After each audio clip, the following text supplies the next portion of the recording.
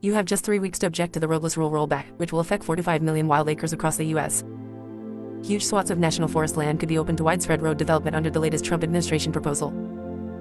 The U.S. Forest Service today posted notice of its intention to roll back significant protections on some 45 million acres of mid-elevation forest land and will accept public comments through September 19 to gauge Americans' appetite for the change.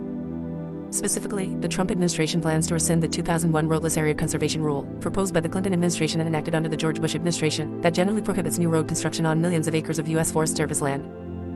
The rule was adopted after hundreds of public meetings and 1.6 million public comments, 95% of which supported the roadless protections as a tool to conserve wildlife habitat, improve watershed health, and importantly, reduce the risk of catastrophic wildfires on America's public timberlands.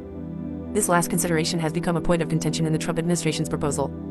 In announcing plans to rescind the Roadless Rule, Forest Service Chief Tom Schultz stressed that the Forest Service's inability to develop new roads has contributed to wildfire risk. For nearly 25 years, the Roadless Rule has frustrated land managers and served as a barrier to action, prohibiting road construction, which has limited wildfire suppression and active forest management, Schultz said in a statement. The forests we know today are not the same as the forests of 2001. They are dangerously overstocked and increasingly threatened by drought, mortality, insect-borne disease, and wildfire. But numerous studies have linked roads with the origin point of wildfires. A National Institutes of Health study indicates that 78% of human-caused fires on national forest land start within a half-mile of a road.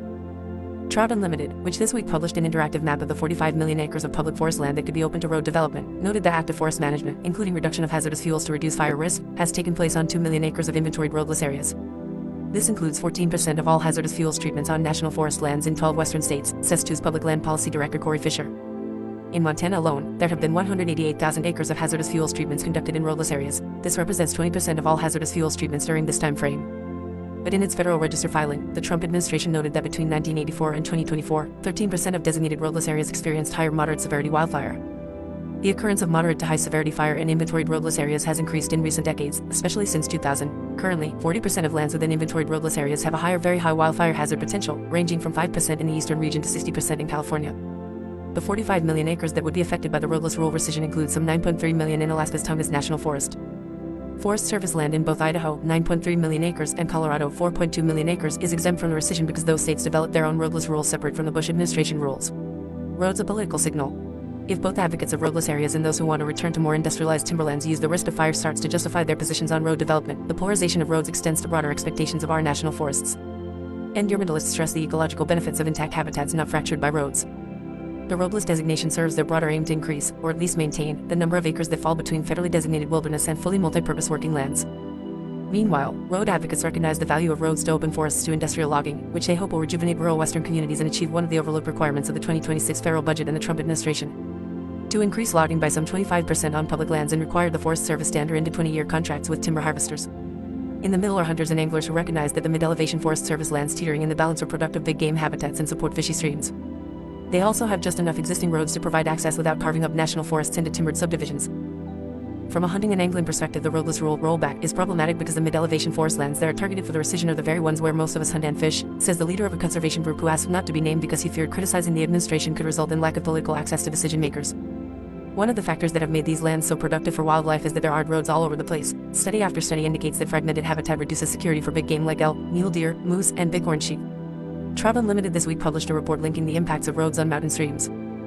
The Southeast Aquatic Resources Partnership database indicates that 1 of every 4 assessed road stream crossings on U.S. Forest Service lands in the western states are rated as severe, significant, or moderate fish passage barriers, according to the TU report. Meanwhile, the Forest Service has an $8 billion maintenance backlog on its existing infrastructure, including the estimated 386,000 miles of road in the National Forest Network.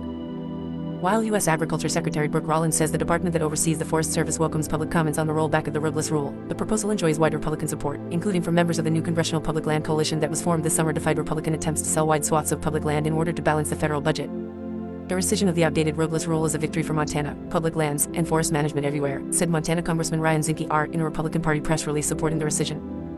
As of long maintained, one of the biggest obstacles to proper forest management and wildfire prevention has been unnecessary and overbearing regulations like this one. If you can't build a road, you can't fight fires, you can't cut trees, and you can't properly take care of our national heritage held in our public lands. But conservation leaders note that, just as lawmakers are promoting the idea of local control and decision-making, the Forest Service is consolidating its regional offices and moving nearly all personnel to regional hubs. In Montana, for instance, the Region 1 office that administered much of the Northern Rockies National Forest land will be relocated to Salt Lake City. Meanwhile, conservation leaders stress that the 2001 Roadless Rule didn't restrict roads, only the construction of new ones. In its interactive map, Trout Unlimited notes that lands covered by the 2001 Roadless Area Conservation Rule are typically open to hunting, fishing, OHB riding, firewood cutting, grazing, hazardous fuels reduction, camping, and mining, just to name a few uses. Now that the rescission proposal has been published in the Federal Register, a 21-day clock starts for public comments. Public comments will be considered during the development of the draft environmental impact statement, and additional opportunities to comment will occur as the rulemaking process continues, the Trump administration noted in its Federal Register publication. The Department of Agriculture has indicated the draft is expected by March 2026. The final rule and record of decision are expected to be released in late 2026. You can find the entire draft proposal and periodic updates here. A number of conservation groups have provided portals to both collect and distribute comments to the appropriate administration recipients.